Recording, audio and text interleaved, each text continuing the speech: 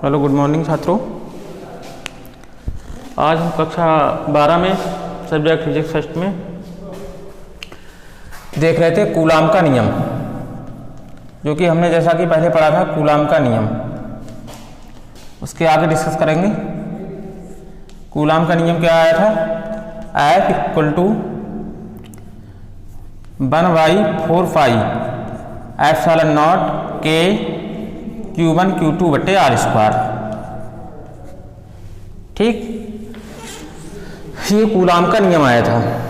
Coulomb का नियम आवेशों के लिए है, जो कि आया था F = 1/4 ε0 K Q1 Q2/r²। ठीक है, तो जहाँ K क्या है हमने बताया था आपको, जैसा कि पहले, जहाँ K है माध्यम का परावैद्युतांक, माध्यम का परावैद्युतांक। ठीक, और इसकी वैल्यू अलग अलग माध्यम के लिए अलग अलग होती है। ठीक है, वायु या चलो इधर हम माध्यम लिख दे रहे हैं, माध्यम, और इधर हम K का मान लिख दे रहे हैं। ठीक, अलग अलग माध्यम के लिए परावैद्युतांक K का मान भी अलग अलग होता है। तो देखिए, वायु या निर्वात जहां पर हो, वायु या निर्वात जहां पर हो, वहां K का मान 1 होता है। ठीक है, वहां K का मान 1 होता है। अधातुओं के लिए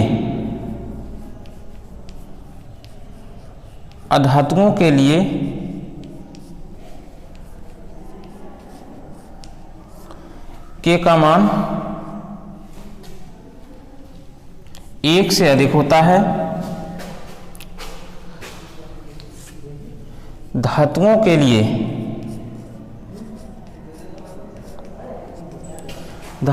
लिए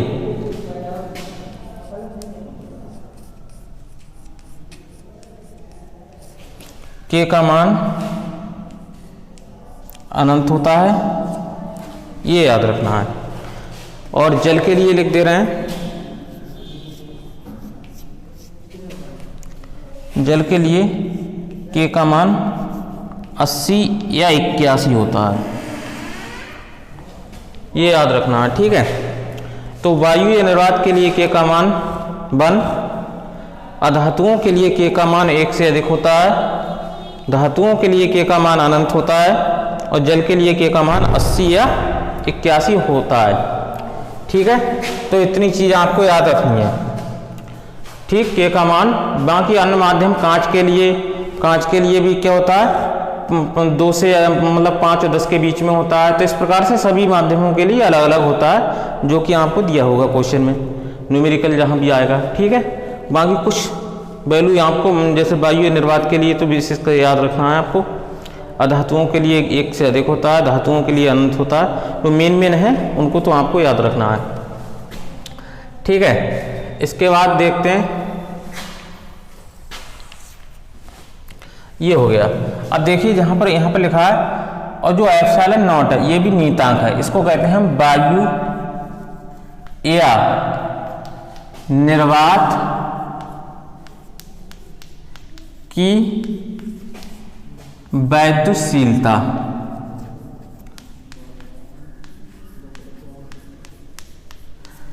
वायु या निर्वात की वैद्युतशीलता।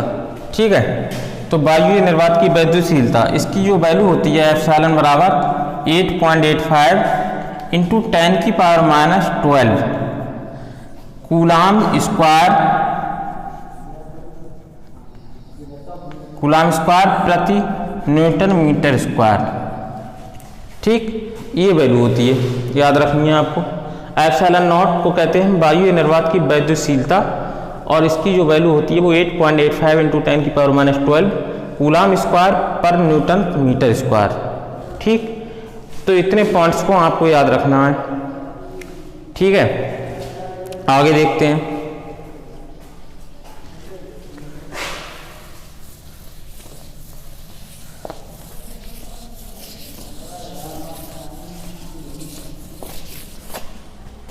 अब देखिए वैद्युत क्षेत्र,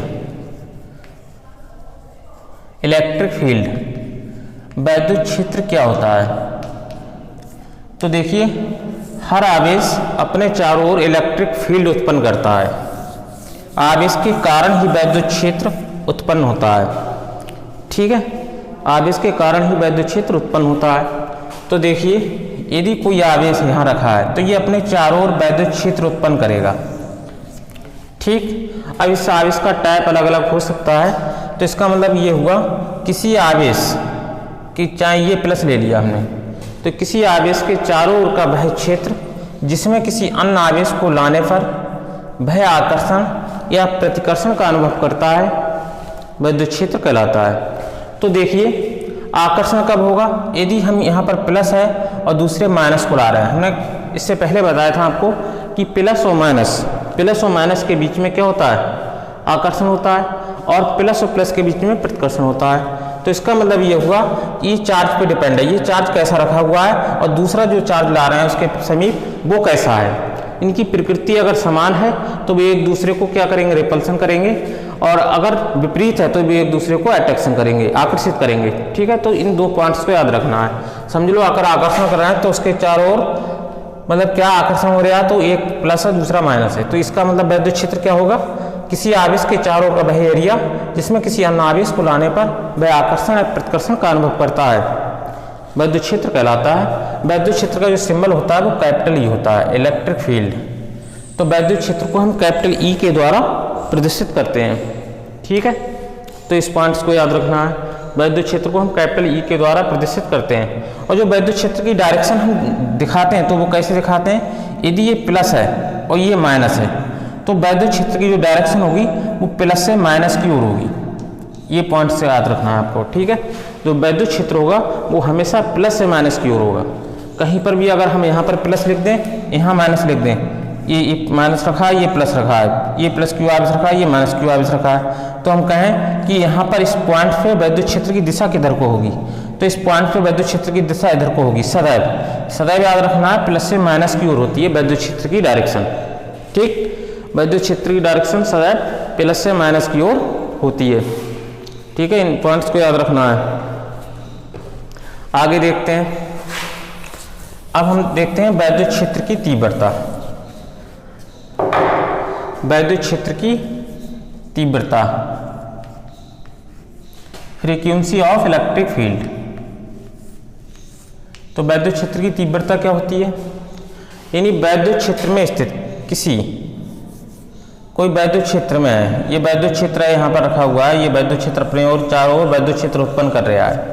तो वैद्युत क्षेत्र में स्थित कोई हम परीक्षण आवेश ला रहे हैं Q0। ठीक, इसमें रख दिया हमने, ये परीक्षण आवेश होता है जिसका हम परीक्षण कर रहे हैं। ये अपने प्रभाव को प्रदर्शित नहीं करेगा, केवल प्लस क्यू आवेश जो रखा है वो ही अपने प्रभाव को चारों ओर से अपने प्रभाव को व्यक्त करेगा।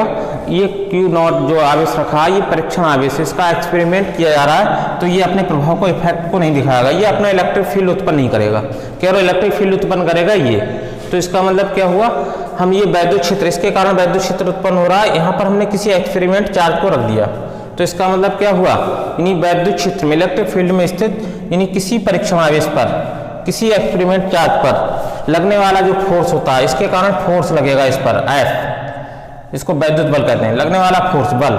यानी वैद्युत क्षेत्र में स्थित किसी परीक्षण आवेश पर लगने वाला बल और उस परीक्षण आवेश के अनुपात को उस बिंदु पर कहते हैं वैद्युत क्षेत्र की तीव्रता। ठीक, ये याद रखना है।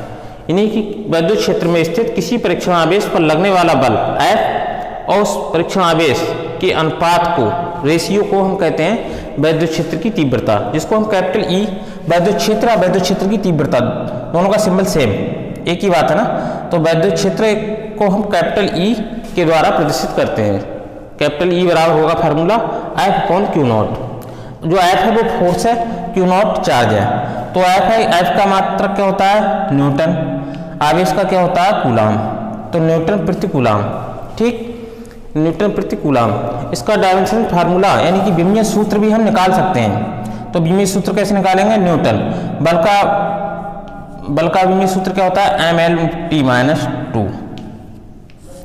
आवेश, आवेश क्या होता है, आवेश का विमा क्या होती है, ए और टी, क्यू बराबर आई टी से, ए और टी। ठीक, इसका फार्मूला बनाते हैं। तो देखिए एम एल, टी ऊपर जाएगा माइनस में बदलेगा तो -2 और -1 -3 हो गया, ए ऊपर जाएगा तो -1 हो गया। ठीक, तो विमीय फार्मूला हर क्वांटिटीज का हमको निकालना आना चाहिए, एम एन टी -3 ए -1। ठीक है, तो ये वैद्युत क्षेत्र का मतलब वैद्युत क्षेत्र की तीव्रता का मतलब मात्रक हो गया न्यूटन प्रति कूलम, और ये क्या हो गया, विमा हो गई एम एल टी -3 ए -1। और ये जो राशि होती है हर क्वांटिटी की राशि पता होनी चाहिए, ये वेक्टर राशि है, स्केलर है, तो इसको हम कहेंगे सदिश राशि, सदिश राशि। तो जो वैद्युत क्षेत्र है वो कैसी राशि है, जो ई है वो सदिश राशि है, राशि ई सदिश राशि है। ठीक है, तो ये याद रखना है आपको। तो वैद्युत क्षेत्र के बारे में हमको ज्ञात हुआ, वैद्युत क्षेत्र का फार्मूला ई बराबर होता है F/Q0। ठीक, परिभाषा क्या हो जाती है, वैद्युत क्षेत्र में स्थित किसी परीक्षण आवेश पर लगने वाले बल और उस परीक्षण आवेश के अनुपात को कहते हैं वैद्युत क्षेत्र की तीव्रता। मात्रा क्या हो जाएगा, न्यूटन प्रति कूलम। बल की विमा क्या होती है, mL/t -2। आवेश की क्या होती है, AT। तो फार्मूला बन गया, विमीय फार्मूला बना mL/t -3 A -1। राशि क्या हो गई, राशि हो गई सदिश। तो इन पॉइंट्स को आपको याद रखना है। ठीक है, तो बाकी हम कल को जो टॉपिक पढ़ेंगे उसका नाम लिख दे रहे हैं। ठीक है, कल के जो टॉपिक का नाम है वो है बिंदु आवेश, बिंदु आवेश के कारण, बिंदु आवेश के कारण किसी बिंदु पर, किसी बिंदु पर वैद्युत क्षेत्र की तीव्रता। ये नेक्स्ट टॉपिक है, वैद्युत क्षेत्र की तीव्रता ज्ञात करेंगे हम। ठीक है, बिंदु आवेश के कारण किसी बिंदु पर वैद्युत क्षेत्र की तीव्रता, इसको हम कल डिस्कस करेंगे। बाकी आज के लिए इतना ही। ठीक है, ओके बाय।